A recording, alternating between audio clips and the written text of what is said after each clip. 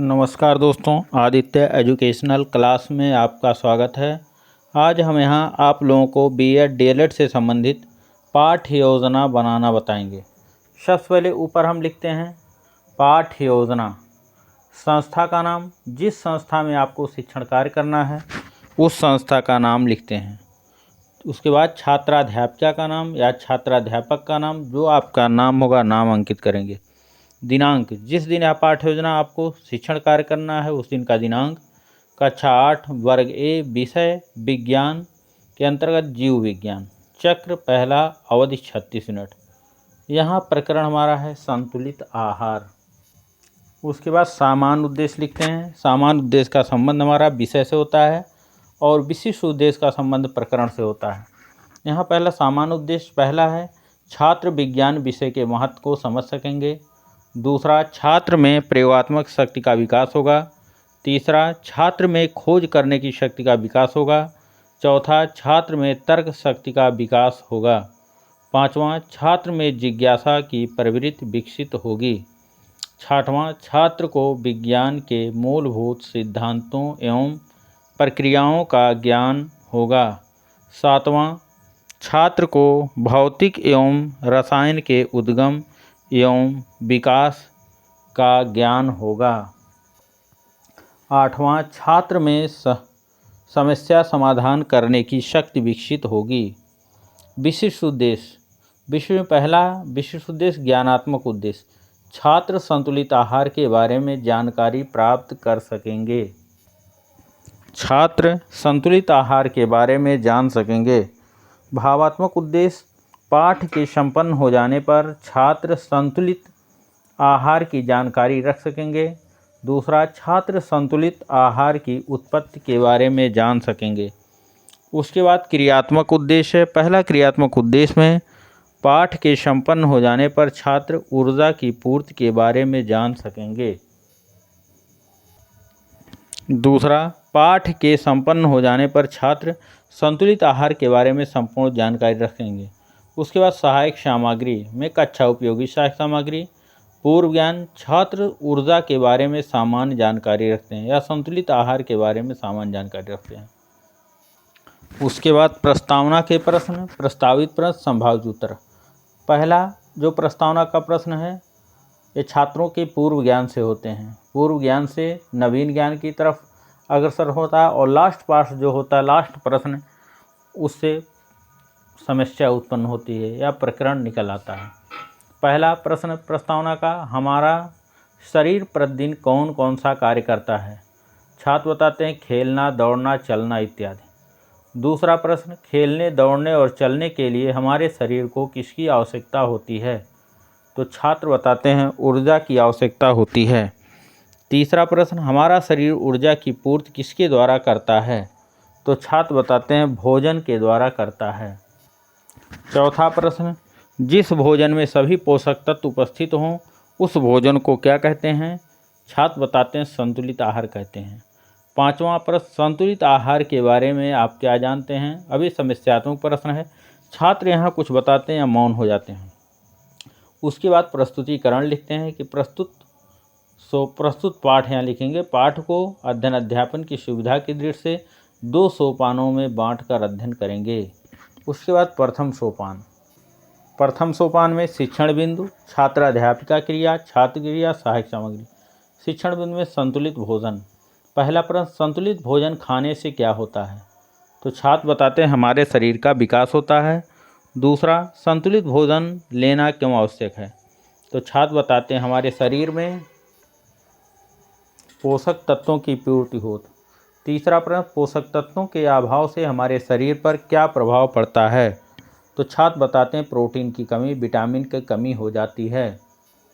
उसके बाद छात्राध्यापिका कथन, बच्चों जिस भोजन में सभी पोषक तत्व उपस्थित होते हैं उसे हम संतुलित आहार कहते हैं। संतुलित भोजन से हमें हमारे शरीर का विकास होता है। संतुलित भोजन लेने से हमारे शरीर में पोषक तत्वों की पूर्ति होती है। संतुलित भोजन के अभाव में हमारे शरीर में प्रोटीन एवं विटामिन की कमी होने लगती है, जिससे अनेक बीमारियां होने लगती हैं। फिर पोषक तत्व, संतुलित भोजन किसे कहते हैं? छात्र बताते हैं जिस भोजन में सभी पोषक तत्व उपस्थित हों संतुलित भोजन कहलाता है। दूसरा प्रश्न, कुछ पोषक तत्वों के नाम बताओ। छात्र यहाँ कुछ बताते हैं या मौन हो जाते हैं। उसके बाद छात्राध्यापिका कथन। छात्राध्यापिका कथन में पोषक तत्वों में प्रोटीन, कार्बोहाइड्रेट, विटामिन, जल, वसा तथा खनिज, लवण इत्यादि पोषक तत्व पाए जाते हैं जो हमारे शरीर का विकास करते हैं। यही संतुलित आहार कहलाता है। उसके बाद बोध प्रश्न, श्यामपट्ट सारांश। बोध प्रश्न जो पढ़ाया हुआ पाठ होता है उससे पूछा जाता है। इसके द्वारा छात्रों का मूल्यांकन किया जाता है और इसके उत्तरों को श्यामपट्ट पर पूरे वाक्यों में लिख दिया जाता है। जैसे पहला बोध प्रश्न, हमारा शरीर प्रतिदिन कौन कौन सा कार्य करता है। तो छात्र बताते हैं हमारा शरीर प्रतिदिन नहाना, खाना इत्यादि कार्य करता है। अब इसके उत्तरों को छात्राध्यापिका द्वारा श्यामपट्ट पर लिख दिया जाता है। दूसरा प्रश्न, किन किन चीज़ों में प्रोटीन पाया जाता है। तो छात्र बताते हैं सोयाबीन, दाल, अंडा इत्यादि में प्रोटीन पाया जाता है। अब इसके उत्तरों को भी श्यामपट्ट पर छात्राध्यापिका पूरे वाक्यों में लिख देती हैं। उसके बाद कक्षा एवं निरीक्षण कार्य। छात्राध्यापिका छात्रों को श्यामपट्ट सारांश को अपनी अभ्यास पुस्तिका में लिखने के लिए कहेंगी और स्वयं कक्षा में घूम घूम कर कक्षा एवं निरीक्षण कार्य करेंगी कि बच्चों आप लोग श्यामपट्ट सारांश को अपनी कॉपी पर उतार लिए और स्वयं घूम कर देखेंगी कौन से छात्र उसको उतार रहे हैं कौन से नहीं, पुनः उनको निर्देश देंगी। उसके बाद द्वितीय सोपान शुरू हो जाता है। द्वितीय सोपान में शिक्षण बिंदु, वसा के स्रोत, छात्राध्यापिका क्रिया, छात्र क्रिया, सहायक सामग्री। पहला प्रश्न छात्राध्यापिका द्वारा, हमारे शरीर में ऊर्जा की पूर्ति किसके द्वारा होती है। तो छात्र बताते हैं भोजन के द्वारा। दूसरा, वसा में कुछ स्रोत बताइए। वसा के कुछ स्रोत। तो छात्र बताते हैं दूध, दही, घी, मक्खन आदि। तीसरा, संतुलित आहार किसे कहते हैं। छात्र यहाँ कुछ बताते हैं या मौन हो जाते हैं। उसके बाद छात्राध्यापिका कथन, बच्चों हमारे शरीर को प्रतिदिन चलने, दौड़ने, घूमने के लिए ऊर्जा की आवश्यकता होती है और हमारे शरीर में ऊर्जा की पूर्ति भोजन एवं संतुलित आहार से होता है।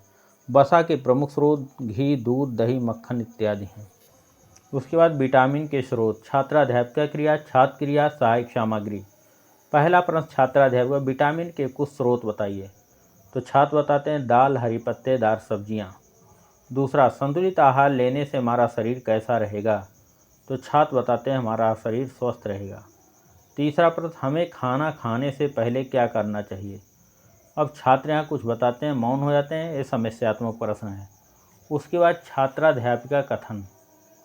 छात्राध्यापिका कथन के अंतर्गत, बच्चों संतुलित भोजन खाने से हमारा शरीर स्वस्थ रहेगा और कई सारी बीमारियां नहीं होंगी और बच्चे विटामिन के प्रमुख स्रोत दाल, हरी पत्तेदार सब्जियां इत्यादि होते हैं, इन्हें खाना चाहिए जिससे हमारे शरीर में विटामिन की कमी नहीं होगी और हम स्वस्थ रहेंगे। उसके बाद बोध प्रश्न, श्यामपट्ट सारांश। बोध प्रश्न, पहला बोध प्रश्न, जब हमें भूख लगती है तो हम क्या खाते हैं। तो छात्र बताते हैं भोजन खाते हैं। अब छात्राध्यापिका द्वारा इसके उत्तरों को पूरे वाक्यों में श्यामपट्ट पर अंकित कर दिया जाता है। फिर दूसरा प्रश्न, भोजन करने से पहले हमें क्या करना चाहिए। तो छात्र बताते हैं हाथ धुलना चाहिए। अब यहाँ भी इसके उत्तरों को पूरे वाक्यों में छात्राध्यापिका द्वारा श्यामपट्ट पर अंकित कर दिए जाते हैं कि भोजन करने से पहले हमें हाथ धुलना चाहिए। उसके बाद कक्षा एवं निरीक्षण कार्य। छात्राध्यापिका छात्रों से श्यामपट्ट सारांश को अपनी अभ्यास पुस्तिका में लिखने के लिए कहेंगी और स्वयं कक्षा में घूम घूम कर कक्षा एवं निरीक्षण कार्य करेंगी। उसके बाद पुनरावृत्ति के प्रश्न, मतलब जो पाठ पढ़ाया हुआ है उसकी पुनः आवृत्ति हो जाए, इसलिए पुनः आवृत्ति के लिए पुनरावृत्ति के प्रश्न पूछे जाते हैं। जैसे पहला प्रश्न, संतुलित आहार किसे कहते हैं। दूसरा, विटामिन के कुछ स्रोत बताइए। तीसरा, वसा के कुछ स्रोत बताइए। उसके बाद गृह कार्य दिया जाए कि बच्चों इसको घर से लिख कर लाना है। पहला, संतुलित आहार किसे कहते हैं स्पष्ट कीजिए। दूसरा, प्रमुख पोषक तत्वों के नाम बताइए। अब इसको बच्चों से कि आप लोग इसको घर से लिख करके लाना है। उसके बाद पाठ्य योजना समाप्त हो जाए। उसके बाद आलोचना या सुझाव। छात्राध्यापिका छात्र जब शिक्षण कार्य करती हैं तो पर्यवेक्षक जो होते हैं आलोचना करते हैं। आलोचना पॉजिटिव निगेटिव दोनों प्रकार की होती है कि आपके शिक्षण कार्य में क्या कमियां हैं, क्या अच्छाइयां हैं, कहाँ सुधार की आवश्यकता है, पर्यवेक्षक द्वारा यहाँ नीचे लिख दिए जाते हैं, जिससे छात्राध्यापक या छात्राध्यापक बाद में इस आलोचना को देख करके अपने शिक्षण कार्य में सुधार ला सकें। Thank you class. दोस्तों, ये वीडियो आपको अच्छा लगे तो इसको लाइक कीजिएगा, सब्सक्राइब कीजिएगा, अपने दोस्तों में शेयर अवश्य कीजिएगा। धन्यवाद।